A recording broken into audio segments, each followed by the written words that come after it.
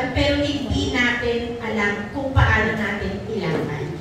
So, alam niyo po ba ngayon na titignan yung bahay niya, hindi niya ginagawa. Pagkadaan siya doon, ayaw niya titignan. Kasi kung kahit tingnan lang, natatakot siya. Ganun po siya kawalang authority doon sa kanyang tahanan.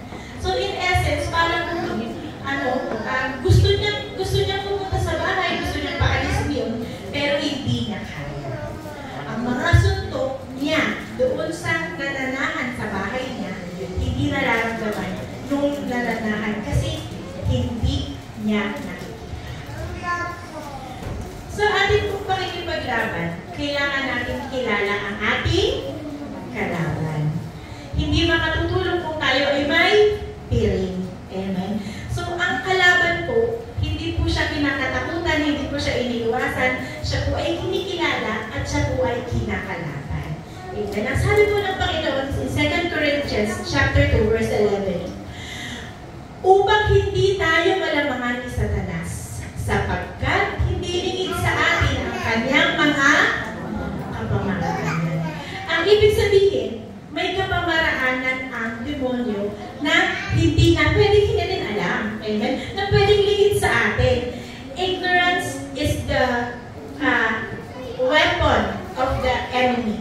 Kapag hindi natin alam, doon niya tayo, alam mo yung suntok na sumusulpot lang out of nowhere, tapos nasasaktan ka, pero hindi mo alam. Na hindi ka nakaiwas, bakit? Hindi mo alam na may suntok na parating sa iyo.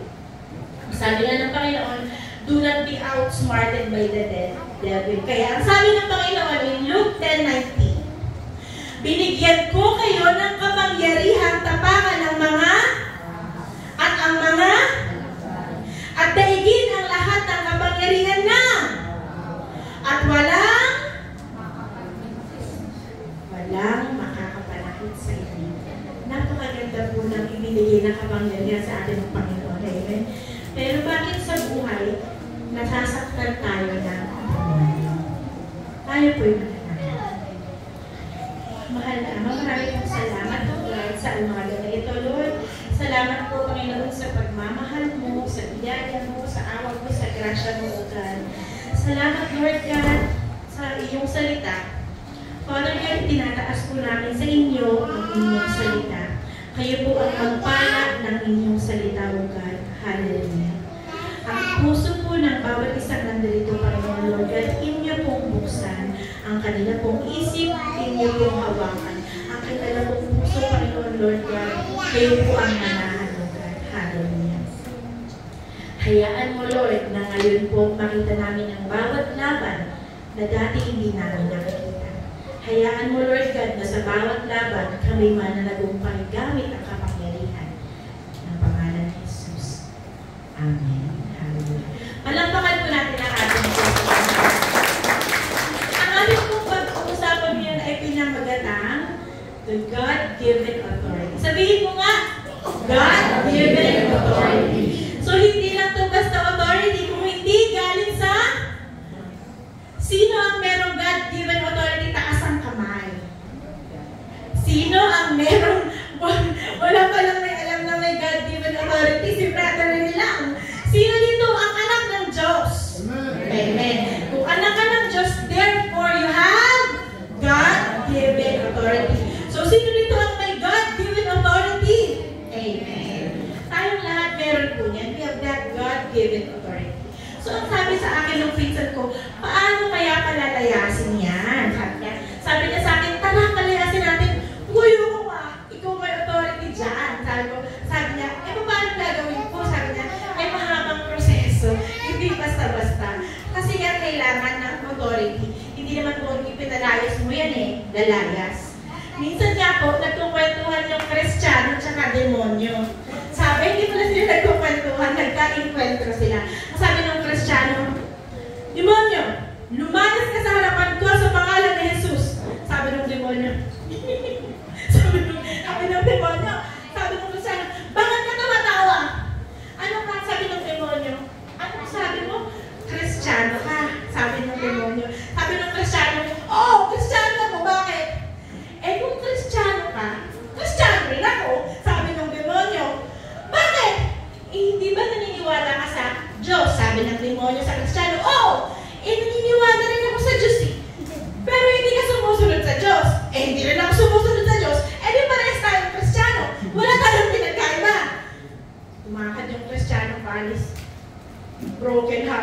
hindi niya na ipagtanggol yung sarili niya. Ganun ba tayo kapag nahanap tayo sa demonyo? Sasabihin ba ng demonyo? Kasi ang sabi ng Panginoon sa James chapter 2 verse 19, ano po? Ang demonyo man ay naniniwala sa Panginoon. Nanginginig pa nga sila eh. So wala nga ang pinagkaiba.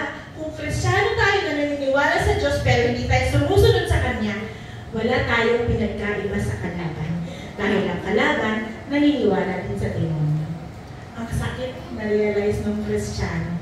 Kaya huwag tayong mahuhulog sa ganun. Nakakabot pa tayo na ipapahiya tayo ng demonyo dahil ang pinapahiya dapat ay ang demonyo. Amen. Ang sabi ni James 4:7, Santiago 4:7, kaya nga, pasakop kayo sa Diyos. Labanan ninyo ang Diablo at lalayan na kayo. So, hindi basta sinabi mong lumayo ka, lalayo siya. First, kailangan magpasakop ka sa Diyos.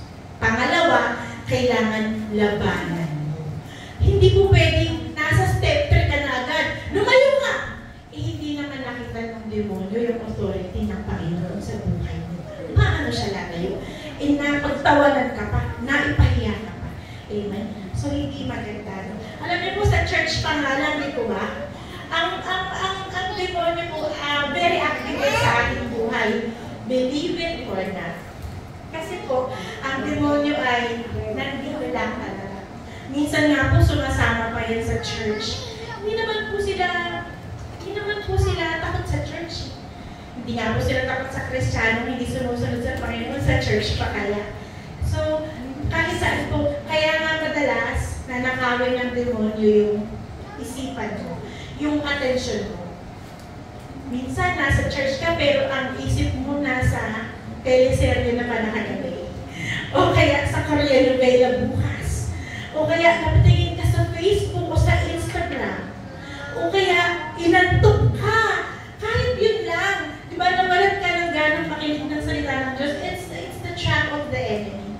So, especially kapag tayo ay lumalapit sa Panginoon. Ang sabi in Matthew 13, verse 19, kapag ang isang tao ay nakikinig ng mensahe tungkol sa paghahari ng Diyos, ngunit hindi naman niya iyon inuunawa. Siya ay katulad ng binhing na laglag sa daan, dumarating ang masama at agad inalis sa kanyang isip ang mensaheng kanyang pinakinggan. It is very possible na pag-uwi mo mamaya, wala na ang lahat. That's why we have to guard it with our mind. We have to guard it with the blood of Jesus. Amen. Posible ba? So, dalawang bagay ang pipigilan ni Satanas sa iyo. Dalawang bagay. Una, pipigilan ka niyang makilala ang Panginoon. Pipigilan ka niya. Hindi niya gustong makapag-church ka, hindi niya gustong makapag-Bible study ka, hindi niya gustong lumago ka sa Panginoon, pipigilan ka niya. Is it possible na umaattend ka ng church pero hindi mo kilala ang Panginoon? It is possible. Hindi po lahat ng umaattend ng church kilala ang Panginoon. Salamat sa Diyos umaattend, pero church-goer siya. Hindi siya Kristiyano. There's a big difference. There's a big difference. In the spiritual realm, kung titingnan natin siya in spirit, makikilala mong mabuti ang Kristiyano sa church-goer. Full ng battle gear, full of armor, ang Kristiyano, ang tunay na Kristiyano. Now, if you get to know Christ, if you get to know God, anong pangalawang gagawin ng demonyo? Hindi ka niya hahayaang maging effective na Christian. Sige, maging Kristiyano ka, pero pwede ka naman uminom eh. Sige, maging Kristiyano ka, pero pwede kang makisabay sa agos ng mundo. Sige, maging Kristiyano ka, pero pwede kang mandaya. Sige, maging Kristiyano ka, pwede kang magsinungaling. White lie lang naman yan. Hindi na tayo hahayaang maging effective, maging victorious na mga Kristiyano. So, alam mo po yung Kristiyanong walang fire, walang apoy, walang hunger, walang excitement kapag darating sa church, parang tinatamad pa, hindi excited makatanggap ng salita ng Diyos. Yun po yung mga hindi effective na Kristiyano. Ang effective na Kristiyano po, pag uwi ng bahay, may nakita. Alam mo ba, ito ang mensahe. Ito ang mensahe ng Panginoon. Ang effective na Kristiyano, kahit na sa Facebook, ilalagay niya ang message ng Panginoon kasi nag-uumapaw sa puso niya.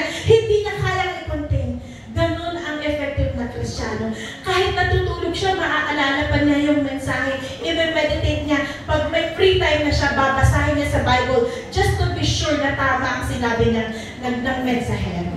Yun po ang mga effective Christians.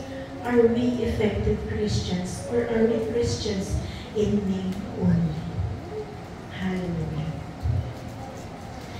There is two kingdoms. There's two spiritual kingdoms. Yan po yung kingdom ng Panginoon at ang kingdom ng kalaban.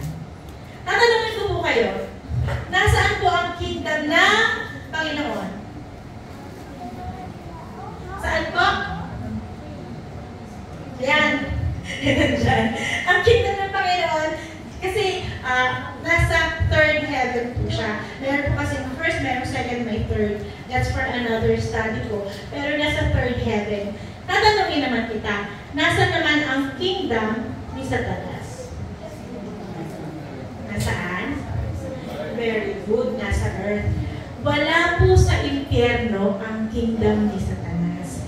Kasi po si Satanas po sa impyerno ay parurusahan din. Amen? So wala po doon, baka sabihin mo, ayoko magpunta sa kaharian mo, Satanas. Hindi niya kaharian yun, kaharian pa rin ng Panginoon yun. Ginawa yun ng Panginoon para parusahan ang lahat ng nagrebelde anghel sa Kanya.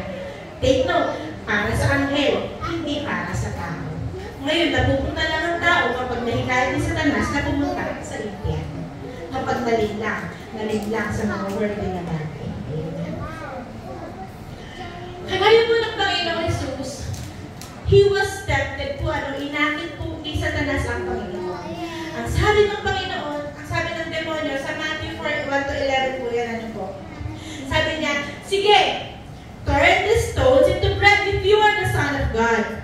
Ang sabi ng Panginoon, man shall not live by bread alone. Sinabi pa rin ng demonyo, if you are the Son of God, throw yourself down, itapon mo ang sarili mo. Ang sabi ng Panginoon Jesus, do not put the Lord your God to the test. Amen. Sa pangatlo, sinabi niya, worship me. Sabi niya, ibibigay ko sa iyo ang lahat ng kaharian ko. Ang kaharian niya sa mundo. Ang sabi ng Panginoon Jesus, away from me, Satan. Itaboy mo siya. Because the Lord God said, worship the Lord your God and worship Him only. Doon pa lamang po, ipinahiya ng Panginoong Jesus ang demonyo at hindi niya binigyan ng pagkakataon. Amen? Sabi niya, opo, hindi mo naman binibigyan ng pagkakataon ng demonyo sa buhay ko. Hindi talaga. Kasi anak ako ng Diyos, kagaya ko ng Diyos sa aking pamumuhay, pinipilit kong maging maayos. Hindi ko binibigyan ng pagkakataon ng demonyo. Ang sabi niya in Ephesians 4:27, huwag ninyong bigyan ng pagkakataon ang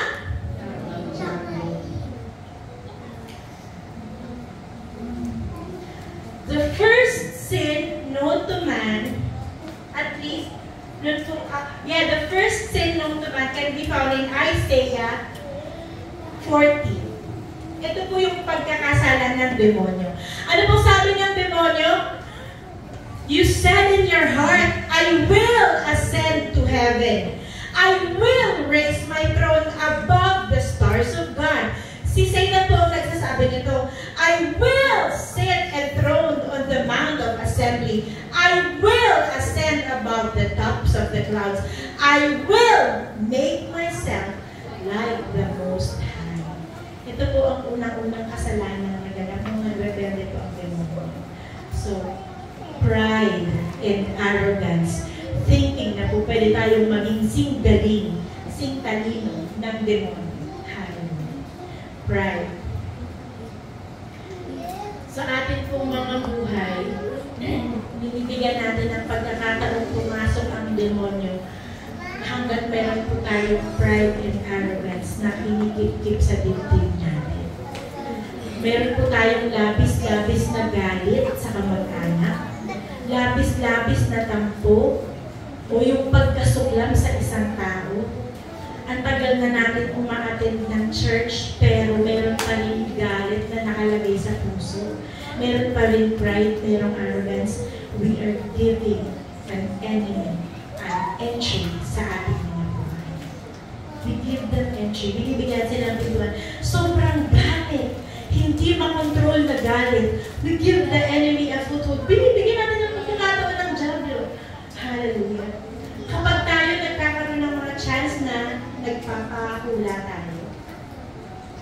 kapag sino na dito nakapagpahula? Ako po, nakapagpahula na ako. Ayaw nyo aminin ha. Sino dito nakapagpahula? Fortune telling. Ano, makakapag-asawa ba ako? Makakatapos ba ako? Yayaman ba ako? Diba? Tinanong mo na nga sa horoscope minsan kung ano ba ang lucky color mo, diba? Tapos isinuot mo nga nung nakita mo.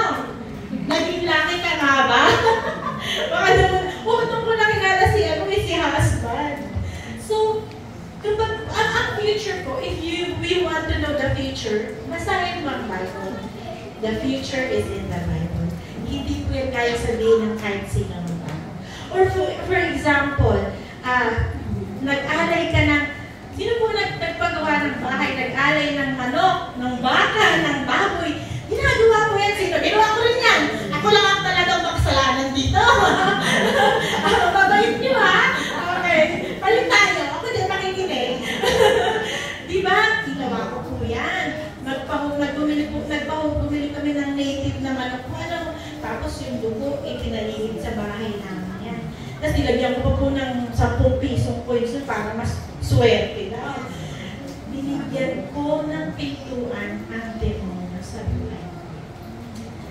Tapos po, kapag po nagpagamot ka sa kapag nagkasakit tayo, ang una natin tatawagin, maghihilot, tama, sino? Ganyan din ako dati.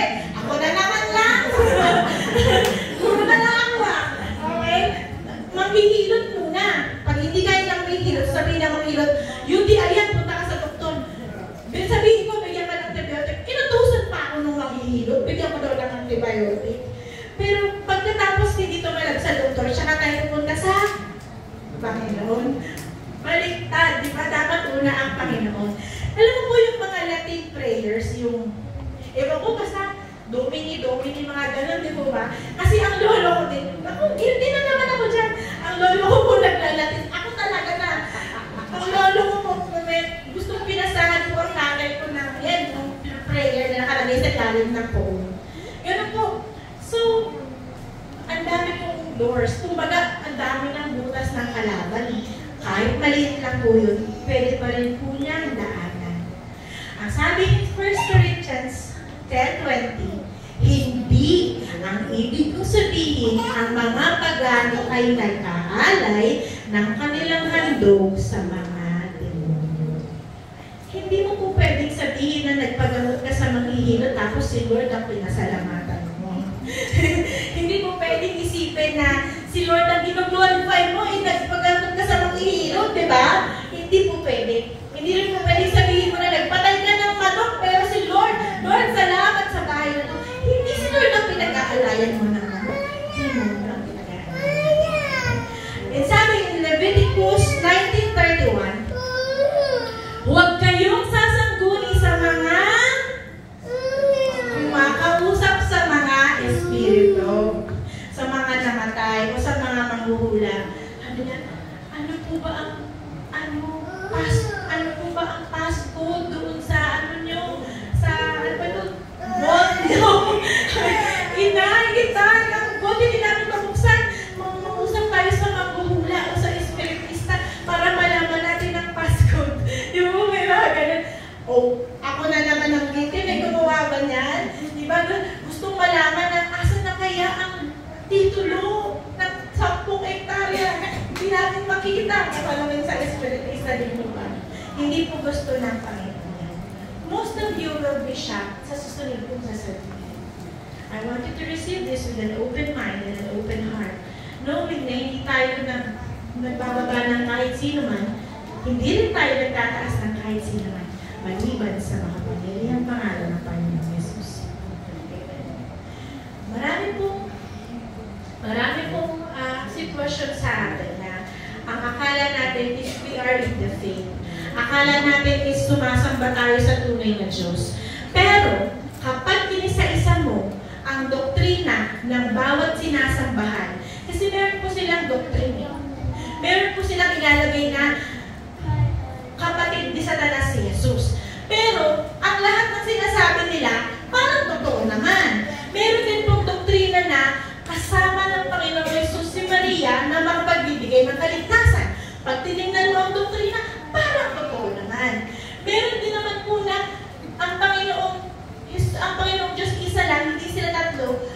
sinasabi silang katotohanan, pero may kasinungalingan, parang totoo naman. We need discernments, we need to be wise. Dahil hindi lahat ng itinuturo sa pulpito ay ang tunay na Jesus na sinasamba at kinikilala at namatay para sa atin. There is another Jesus. Meron bukod sa Panginoong Jesus, meron itinuturo ibang Jesus. Ang sabi ng 2 Corinthians 11:4, sapagkat malugod ninyong tinanggap na ang sino mang dumarating at may Jesus na ipinapangaral na iba sa ipinapangaral namin. There is another Jesus. As we have been telling you, the truth of Christ is 100% truth, complete, not lacking, not missing anything. Kapag 1% lang yung binali mo sa katotohanan na yun, kasinungalingan na rin siya. Truth can only be truth if it is 100% true. 98, 99, 1% lie, hindi pa rin siya tatanggapin ng Panginoon. And that is where the deception happens.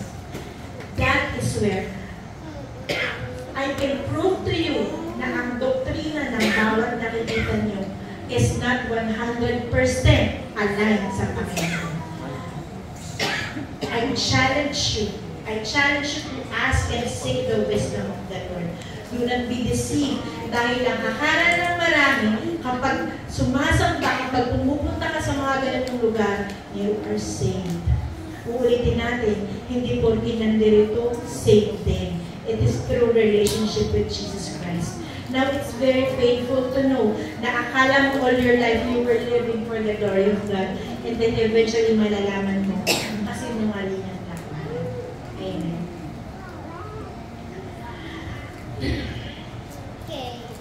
Ang sabi, minsan po, marami na, ito po talaga topic na to is very sensitive. Talaga pong nagpamanting yung tenga ng ibang tao kapag pinag-uusapan ng religion. Pero alam niyo po ba na hindi dapat magdebate o mag-away sa religion? Kasi meron naman po isang katotohanan lang eh. Ang importante po, hanapin natin yung katotohanan. And paano mo malalaman ng katotohanan? Question, paano mo malalaman ng katotohanan? How? How can you test? How will you test? Read the Bible. Kapag may itinuro na wala sa Bible, kasi nungalingan. Simple. Kapag may itinuro na hindi sinabi sa Biblia, kulang o may sobra, kasi nungalingan. Truth is found in the Bible. Truth is found in the Word. Truth is found in the Word who became flesh, who is Jesus Christ. We do not debate, we pray for them. Ang sabi po sa mga Gawa 26:18, imumulan mo ang kanilang mga mata, ibabalik sila sa kaliwanagan mula sa kadiliman. Ililigtas sila sa kapangyarihan ng Satanas at ibabalik sa Diyos. Ang lahat po ng mga sumasamba at nagbibigay puri sa Diyos sa lahat ng mga denominasyon as ang puso na gustong maglingkod sa Panginoon. Yung puso mapagmahal sa Diyos. Kaya nga lang po, meron pong mali dun sa napapaniwalaan. We pray for them. We pray for them. Next, you give an enemy a doorway or a foothold kapag meron tayong idolatry. Idolatry. Noon pong una, ang idol po igawa po sa ginto. Yan po yung ginawa nila Aaron. Noon pong gumawa sila ng gintong baka. Doon po yung isang malinaw na idolatry sa Bible. Ano po? Ang sabi po ng Panginoon sa Pahayag 9:20, ang natira sa sangkatauhan na hindi namatay sa mga salot na ito ay hindi nagsisi. Hindi sila tumalikod man o tumigil man sa pagsamba sa mga demonyo at sa mga Diyos-Diyos ang ginawa ng kanilang kamay. Ang larawang, ginto, pilak, tanso, bato, at kahoy na di nakakakita, di nakakarinig, o di nakakalakad man. Huwag na po natin gawing excuse ang idolatry. Kapag mayroon kang litrato, idol yun. Kapag mayroon kang imahe, idol yun. Maliwanag sa sinasabi ng Panginoon. Ang kasalanan, tawagin kasalanan. Huwag mo nang tawagin reminder ang picture. Huwag mo na siyang tawagin paalala. Kasi sinabi ng Panginoon mismo, huwag kang gagawa ng anumang kawangis ko at sasambahin mo. Maging ang imahe ng Panginoong Isus, hindi niya gustong ginagawa. Akala ba natin yung imahe lang ng ina, ng Birhen, na Maria, ang ayaw niyang gawa natin ng imahe? Hindi. Pati imahe niya, ayaw niyang ginagawa niyan. Kasuklam-suklam sa kanya yan. Hindi nakakarangal sa kanya yan. Makikita niyo dito mga tanso, bato, kahoy, litrato, ginto, ano man ang ginawa ng iyong kamay para gumawa ka ng isang sasambahin. Kahit sasabihin mo ganito lang. Ano ibig sabihin ng pagbow natin sa kanya? Merong pagsamba at kamumi-mumi mo sa kanya. Ang sabi sa Pahayag 21:8, subalit para naman sa mga duwag, mga taksil, mga gumagawa ng mga kasuklam-suklam na bagay, mga mamamatay tao, mga sumasamba sa Diyos-Diyosan at sa lahat ng sinungaling, ang magiging bahagi nila ay sa lawa ng nagliliyab na apoy at asupre. Ito ang pangalawang kamatayan. Meron ba tayong hawak sa ating mga bahay na gamit na pinuri mo o sinamba mo natin o hanggang ngayon hindi mo ma-let go kasi nga ang pakiramdam mo nananahan ng Diyos doon? Mali, demonyo ang nananahan sa gamit na yun, sa bagay na yun. At maliwanag ang sabi ng Panginoon, doon ka mapupunta sa nagliliyab na apoy o sa nagbabagang asupre. Mararanasan natin ang pangalawang kamatayan. Yun yung walang hanggang pagpapakasal. Hindi lang po natatapos sa mga bagay ang idolatry. Maaari din po yan mga bagay na sobrang mahalaga sa iyo, maliban pa po sa Panginoon. Isipin natin, tayo po ang nakakaalam. Si Lord at tayo po ang nakakaalam kung ano yung mga bagay na mas mahalaga pa sa Panginoon. Alam niyo po, sa ating next slide, makikita natin yung guilty po ako dito kasi syempre doktora ko na po. Madalas kong tanong, ano bang sakit sa pamilya? Ano bang lahi niyo? Pero ang totoo po kasi, ang pagkakasakit po ito is a curse. A curse na dapat sumpa. Sumpa. Sumpa po na dapat siya ay binabali, winawasak. Kumbaga, tatanggapin mo ba na lahi ninyo ang cancer na lahat ng henerasyon ninyo puro may cancer, mauubos? Tatanggapin mo ba na lagi may diabetes o may high blood o may bukol o meron ng napapaliw, nawawala sa sarili, sa pamilya? Di ba hindi magandang angkinin yun? Bilang Kristiyano, sasabihin natin, pinuputol ko yung sumpa na yan sa pangalan ni Jesus. Hindi yan magtatagumpay sa pamilya ko sa pangalan ni Jesus. Amen? Kaya nga po yung pagkakasakit, ano po, yun na nga, paulit-ulit. Bakit? Expected mo na eh. Nakalagay na sa isip mo, siguro ang pecho, 52, magkakaroon ako nito. Kasi yung tatay ko, mga 50, nagkaroon, ito mga 53, ganyan. So, iba talaga yung mindset po ng Kristiyano, mindset ng anak ng Diyos. Amen? Ang sabi po in Matthew 4:23, nilibot ni Jesus ang buong Galilea, nagtuturo siya sa mga sinagoga at ipinangaral ang magandang balita tungkol sa pagkahari ng Diyos.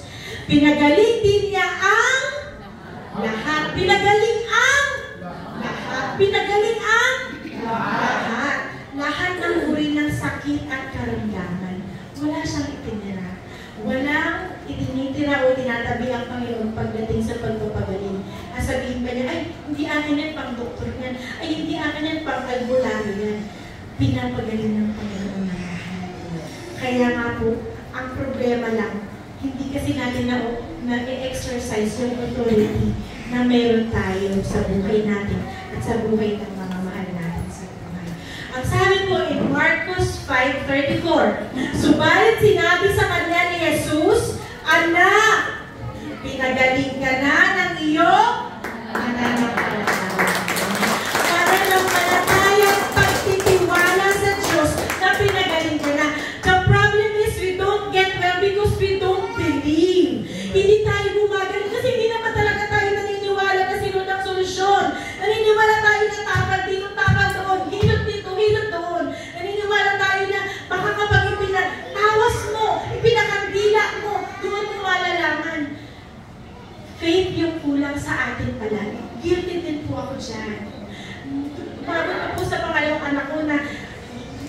problema, imbes na, hindi ako magtatawag talaga ako ng manghihilot. Magpapatawag po talaga ako. And pinagsisisihan ko na po lahat din. Hindi po talaga siya dapat. No faith, no right thinking, no healing. Walang pananampalataya, walang tamang kaisipan, walang kagalingan. Amen. Marami po sa atin na nakaranas ng mga masakit na pananalita. Nakaranas na po ba kayo ng mga masakit na pananalita ng bagay? Amen. Ako din po nakaranas po ako ng emotional torment natin.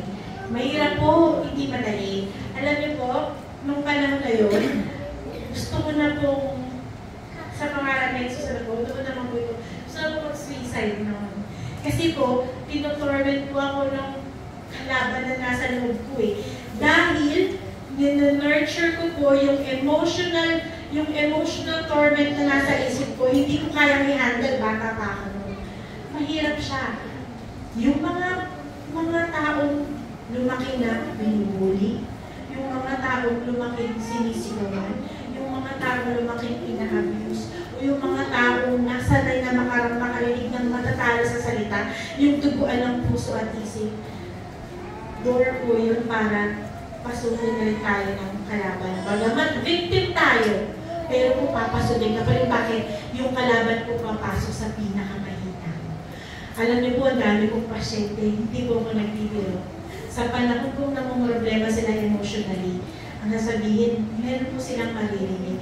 Ayan may hagdan, mataas yan. Sigurado pagbagsak mo tapos lahat ng kampunan. In Jesus' name. Totoo po yun.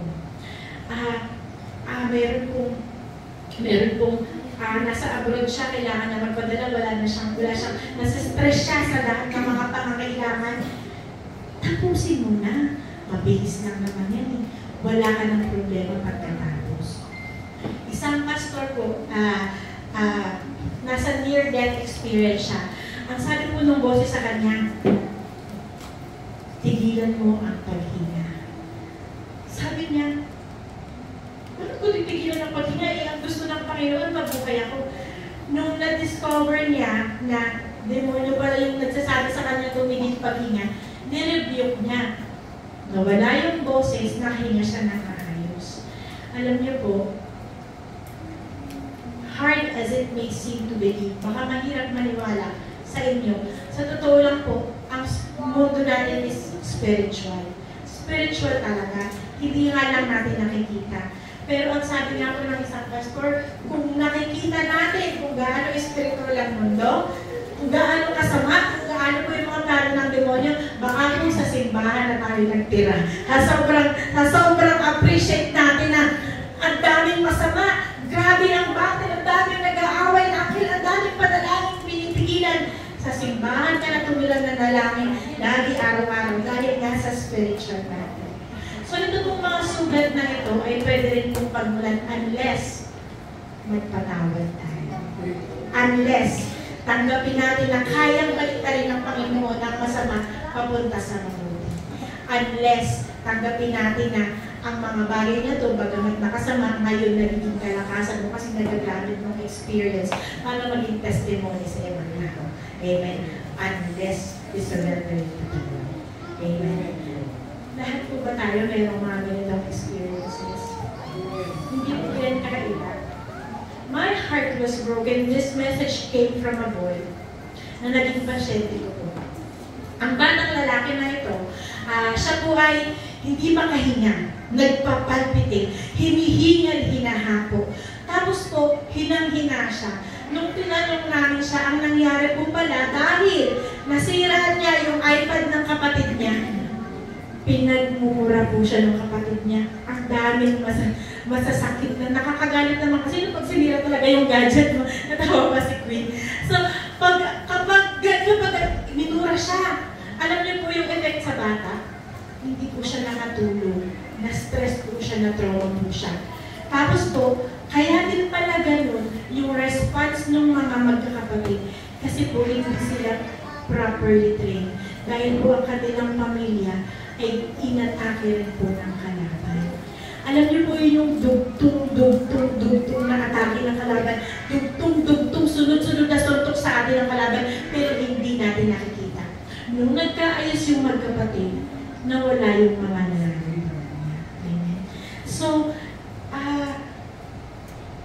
kailangan very sensitive tayo bilang mga Kristiyano to notice these things kasi hindi nga po siya bihira. Next po is our sinful nature. Yung mga gawa ng laman. Alam niyo po, sabihin mo man na social drinking lang yan, o social smoking, o social watching of pornographic materials, o social gambling, kasalanan pa rin po talaga siya. Ang tunay na Kristiyano tatawagin ng kasalanan, hindi po social activity. Sa mga pagpunta natin sa ganitong lugar, o sa mga paggawa natin ng mga ganitong bagay, we give the devil an entrance to our life. For sure. For sure. Hindi mo lang makikita. That is why, may mga area sa buhay mo na parang pakiramdam mo, wala kang control. Naramdaman mo na ba yan? Bakit itong bagay sa buhay ko na to, hindi ko ma-control, hindi ko magawan-gawa ng paraan? Naramdaman nyo na? Bakit itong aspeto sa buhay na to, paulit-ulit na lang, pero walang nangyayari? Bakit hindi matapos-tapos ang sitwasyon na to? It is because of this kinds of sin na pinapalampas lang natin. Ang sabi in Matthew 12:44, ay sinasabi sa sarili, babalik ako sa tahanang aking tinanggalingan. Demonyo po yung kasalita nito ha. Pinabalik niya, pagbalik niya at makita itong walang laman, malinis at maayos, nagsama pa siya ng kanyang mga kaibigan. Mga kapatid, ganito po ano.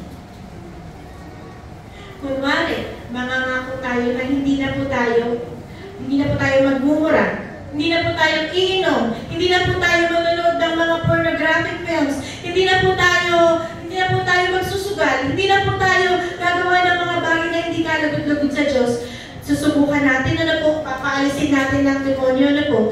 Pero po, aalis nga siya for a while, pero babalik po siya kapag po nakita niya na walang laman, wala kang laman, babalik lang din siya sa'yo, magsasama pa siya ng mas marami. Yung kilalagyan mo dati, mas magiging malala pa sa kalalagyan mo sa susunod. Bakit? Dahil walang naman. Walang banal na espiritu na nananahan sa buhay. Kung nanduroon na ang banal na espiritu, hindi na siya pabalik. Hindi na siya papasok. Hindi ka na niya pahihirapan. Hindi ka niya ito-torment. Wala siyang aspeto ng buhay mo na kaya niyang hawakan. Sa pangalan ni Jesus, may laman ka. Banal na espiritu ang laman mo. Yun lang po ang paraan para hindi makapasok. Ang alam niyo po, ang condemnation, hindi po nagsisimula dahil makasalanan tayo. Hindi po tayo kinukondena dahil makasalanan tayo. Tayo po ay nakukondem kasi po ang solusyon ay hindi iniiwasan natin. Ang solusyon ay hindi natin tinatanggap. We are sinful. Nature natin yan. Tao lamang tayo. Wala tayong magagawa sa kapangyarihan lamang ng Panginoon. Hindi mo kasalanan nagmumura ka. Hindi kasalanan naging ganyan tayo. Hindi kasalanan may makasalanan tayo. Ang kasalanan natin, tinatanggihan natin yung solusyon para makaalis sa sitwasyon natin. Who is the Lord Jesus Christ? Who is a relationship with the Lord? Ang sabi po in Jude 4:1, for certain individuals, condemnation was written long time ago. Nakondena ka na bakit? You pervert the grace of our God into a license for immorality. Ibig sabihin, ginagawa natin pamamaraan o excuse na mabait ang Panginoon, na ang Panginoon mapagpatawad, na okay lang naman gawin yan. Doon tayo nakukondem. Ang lahat ng mga anak ng Diyos ay wala na pong condemnation. We are not condemned anymore because we have Jesus Christ in our lives. Kailangan tanggapin natin ang solusyon is to be the child of God. Ang sabi in 1 John 5:18, alam natin ang mga anak ng Diyos ay hindi nagpapatuloy sapagkat iniingatan sila ng anak ng Diyos at hindi sila maaaring galawin ng diablo. Ang anak ng Diyos hindi maaaring galawin ng diablo. Hindi maaaring sa sitwasyong emosyonal, sa sitwasyong physical. Hindi po pwedeng nananatili tayo kasi anak tayo ng Diyos eh. Ang sabi nga ng Panginoon, hindi tayo maaaring galawin ng dyablo kung tayo ay kanyang anak. Amen. Sino po ang mga anak ng Diyos? Taas ang kamay, palakpak ng palakpak tayo sa ating Diyos. Hallelujah. Ngayon nga lang babalikan natin, anak nga ako ng Diyos, Christian nga ako. Pero nga, Christian na hindi sumusunod sa Diyos, hindi pa rin anak. Hindi pa rin anak. Amen. Lastly, yun pong mga panoorin na horror films, mga pelikulang katatakutan, na ang bida ay, sino ang bida sa horror film? Sino nga? Gusto mo ba na pinapanood mo ang bida si Satanas laki? Nakakita ng Hellboy, di ba? Siya ang bida. Ang daming mga bida, di ba? Na ganyan. Hindi na po nagtatago ang demonyo eh. Kaya nga po tayo, ang demonyo nga hindi nagtatago, hindi nahihiyan. Tayo nahihiyan, ipakilala na Kristiyano tayo. Amen? Yung mga naglalaro ng mga video games na zombie, ng mga ML. Lahat po yan, di ba? Patayan. Saksakan, hindi ko alam actually. Hindi ko na talaga, ito lang po ang hindi ko nasubukan. Wala talaga ako nasubukan dyan. So, ano ka? Death, mga tugtugin mula sa demonyo. Yan po, yung pakikinig ng mga worldly music, hindi po yung biro, akala ko ninyo, balang araw malalaman po ninyo, totoo po yan.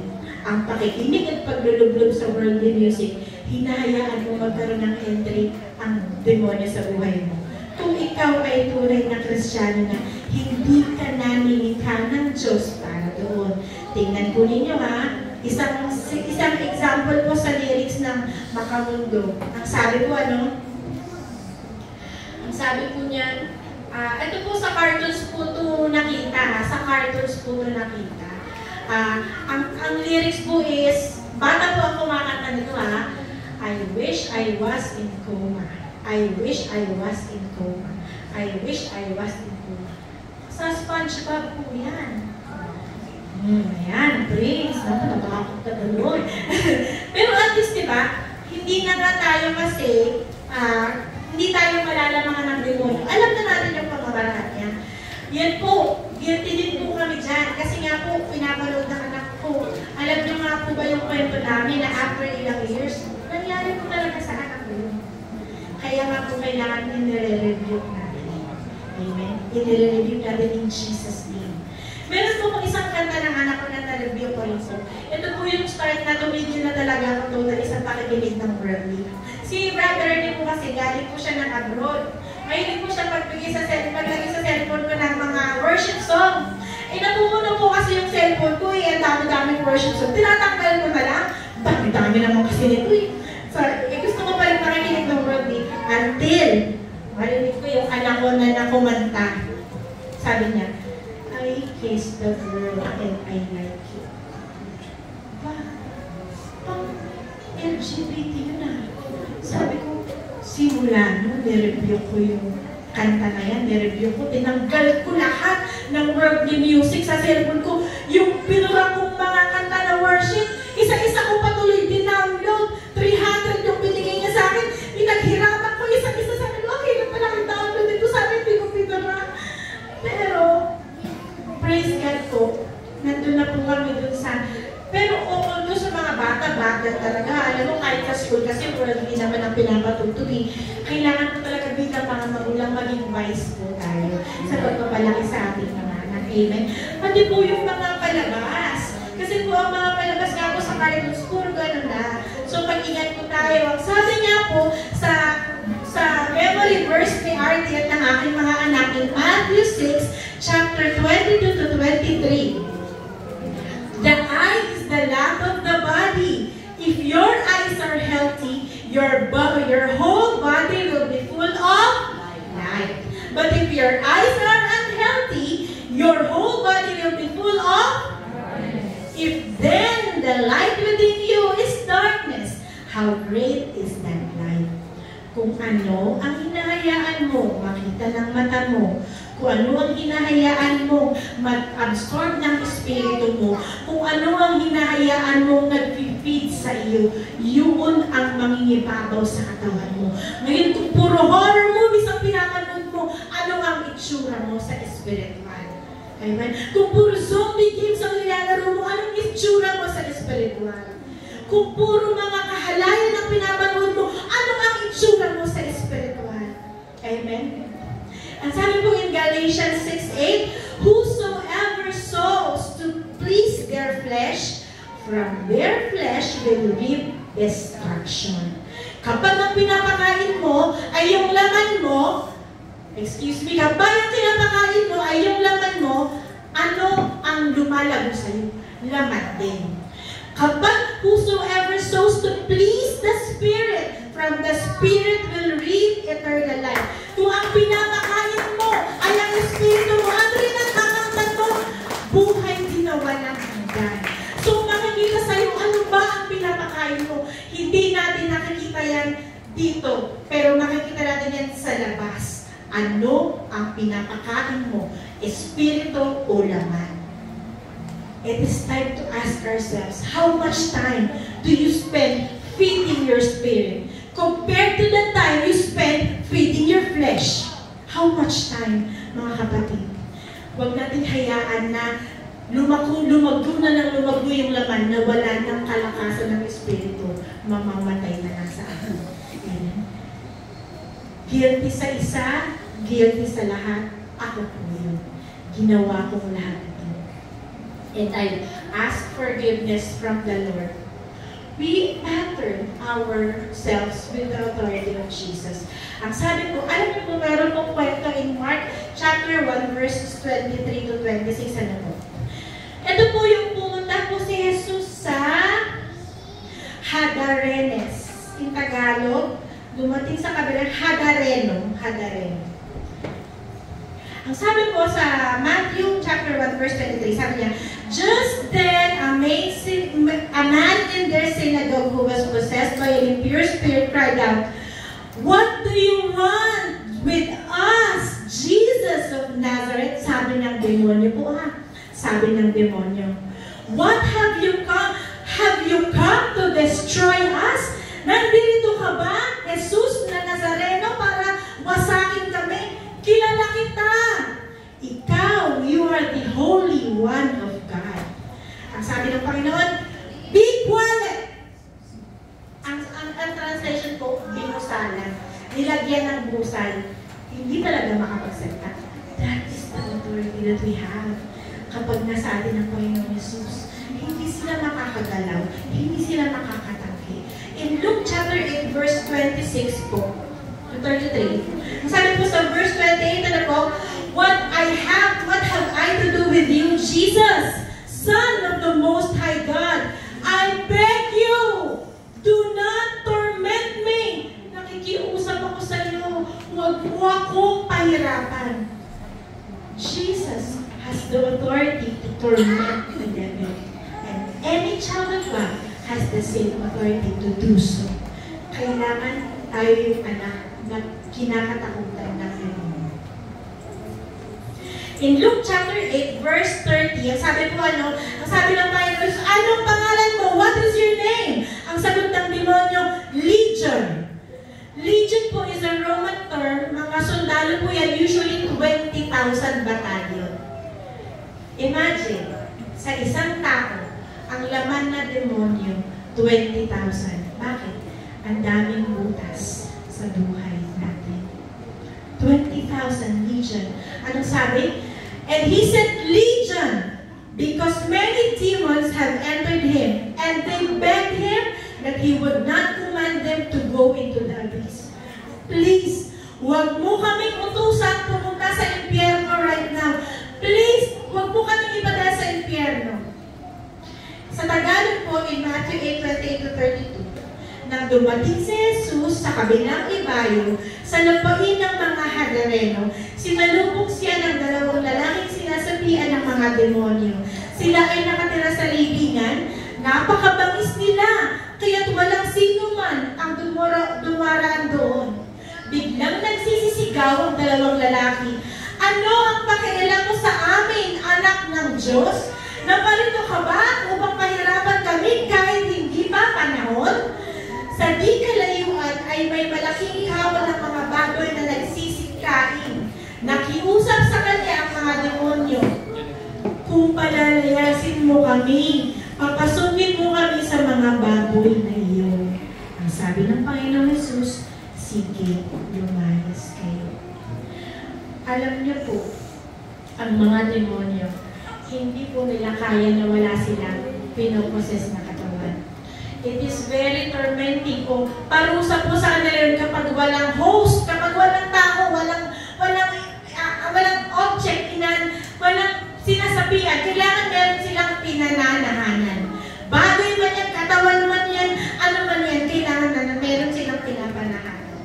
Pero ang maiintindihan natin, ang demonyo po ay kilala nila si Jesus. Sila po ay takot pumunta sa impyerno. Ang demonyo nga takot pumunta sa impyerno, dapat tayo masigit tayo. Tapos po, ang demonyo po alam nila na ang merong tamang panahon sa pagbabalik ng Panginoon at pagpaparusa sa kanila. Alam niya rin. At ang mga demonyo po ay sumusunod sa Panginoong Hesus. Amen? Yun po ang authority na meron tayo. Kaya nga sabi po in James 4:7, kaya nga, pasakop kayo sa Diyos, labanan ninyo ang diablo at lalayuan nila kayo. In Luke 10:19, sabi niya po, dahil binigyan lang kayo ng kapangyarihang tapakan ng mga ahas at mga alakdan, at daigin ang lahat ng kapangyarihan ng kaaway, at walang makakakalapit sa inyo. In 1 John 4:4, kung bakit niya tayo tinuturuan na magpasakop, lumaban, may kapangyarihan, dahil alam niyo po ba na kung nasa atin ang Panginoong Hesus, ang sabi nga po, mga anak, kayo may sa Diyos at napagtagumpayan na ninyo ang mga huwad na propeta, sapagkat ang Espiritong nasa inyo ay mas makapangyarihan kaysa sa Espiritong nasa sa sanlibutan. Tayong mga anak ng Diyos, hindi tayo dapat na mapagabag, natatakot, binubuli o pinagsasamantalahan ng demonyo. Bakit? Ang Espiritong meron sa atin is mas makapangyarihan sa mundo. Amen? Hindi nga lang natin alam. Hindi lang natin na-exercise. Minsan, ang tendency natin is matakot sa nuno sa punso, matakot sa mga nagpaparamdam, ang gabi, kinilabutan ako, may demonyo dito, kaya umalis na tayo. Imbis na, ikaw ang umalis, imbis na siya ang palisin mo, baliktad. Imbis na lumayo ka dito, umalis ka dito, parang halis na tayo. Di ba ba? Hindi natin napapractice yung tunay na kapangyarihan at bilang mga anak ng Diyos. Hallelujah. Ang sabi po in John 14:12-14, pakatandaan ninyo, ang nananalig sa akin ay makakagawa ng mga ginagawa ko at higit pa, sapagkat babalik na ako sa Ama.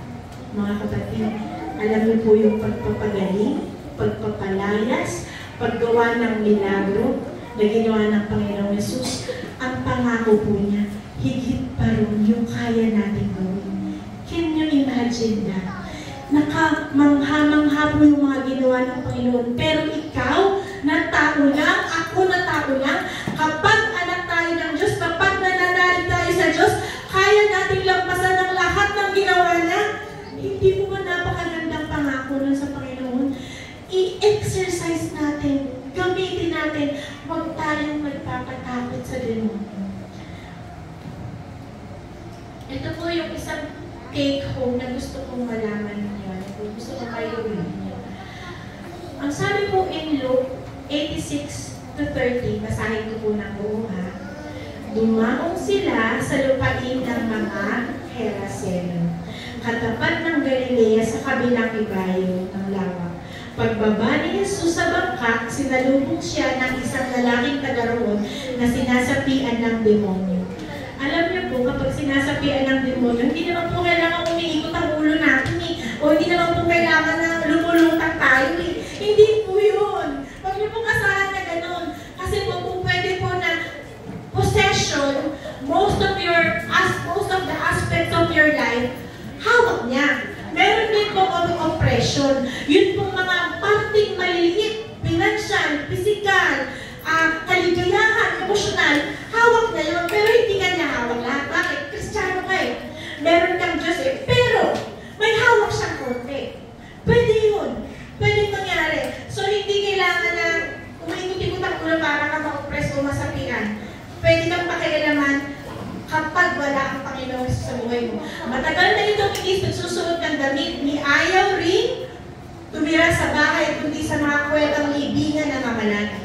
Nang makita si Jesus ay nagsisisigaw ang lalaki, nagpatira pa at sinabi ng malakas, Jesus, anak ng kataas-taasan Diyos, ano ang pakialam mo sa akin? Nakikiusap ako sa iyo, huwag mo akong pahirapan. Ganoon ang sinabi nito sapagkat inutusan ni Jesus na lumabas ang masamang espiritu. Madalas itong sinasabihan ng masamang espiritu at kahit ito'y bantayan at talikalaan ang paat kamay, pinaglalagot-lagot lamang na iyon, siya'y dinadala ng demonyo sa mga liblib na buo. Mga kapatid, sa ating pong panahon, maaari pa rin po tayong dalhin ng demonyo sa mga liblib na buo. Yung puok ng kadiliman, yung puok ng kawalan ng pag-asa. Papaalala niya sa iyo, nasaktan ka noon, huwag kang magpatawad. Inapuso ka noon, huwag mo silang patawarin. Ipapaalala sa iyo na hindi kanya tinarato dati. Ngayon, mantratuhin mo rin siya. Gantihan mo. Ipapaalala yun. Ipapaalala din po niya yung mga negative na damdamin. Mga galit. Alam mo po yung feeling ng rejection. Yung mga napahiya ka, mga ganong bagay na po. It will make you suffer. It will condemn you. In fact, pahihirapan ka niya sa matagal na panahon. Naramdaman niyo na po ba yung meron kang isang aspeto sa buhay mo na ang tagal-tagal mo nang inihihiling sa Panginoon pero hindi pa rin nawawala? Baka kung meron po tayong pinto ang binuksan sa Panginoon, sa demonyo, na hanggang ngayon po, hindi pa natin ipinasasala sa Panginoon. Amen. Lahat po tayo ay guilty dyan. Atin pong isipin. Kasi po ito po yung mga bagay na nagpapakita na magiging talunan tayo sa ating buhay Kristiyano. Gusto ba natin maging talunan tayo sa buhay Kristiyano? Siyempre hindi. Ngayon po, magkakaroon tayo ng pagkakataon na i-renounce lahat o ihingi ng tawad lahat ng mga bagay na kinasangkutan natin patungkol sa pagbubukas ng pinto sa mga demonyo. Tayo pong lahat ay tumayo. Hallelujah. Mga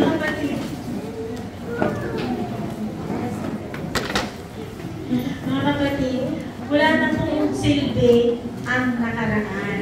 Tapos na po yun. Kasi po tayo po ay nasa Panginoon na ngayon. Pero po, kung meron pong mga bagay tayo na pirmado pa ng demonyo sa buhay natin, kahit may mga bagay tayong ginawa na hindi gusto ng Panginoon, meron pa rin po siyang kapangyarihan sa buhay natin. Guilty tayo ng